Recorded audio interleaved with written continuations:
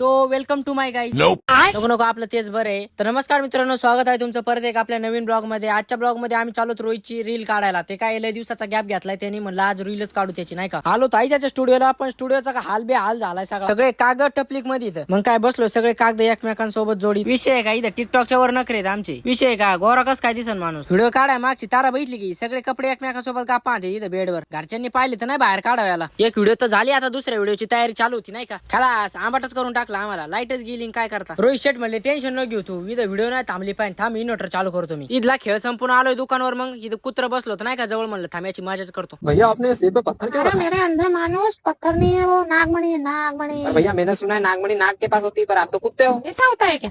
हाँ तो ठीक है, ये कुत्ता मणि है. इसका मतलब आप इच्छाधारी कुत्ते हो. हाँ इथं बघा आता चहा पाजायची बारी आली, बघा कशी नाटकं करते. चहा कोण पाहिजे ते? चला मी पाहिजे, चला.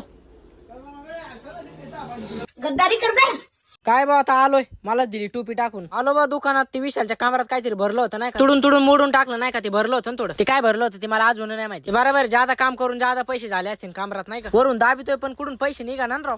बरोबर आहे, पैशाचाच खेळ दिसतोय. काय पैसे मोज मोज सगळं बॉट गेले फुटून.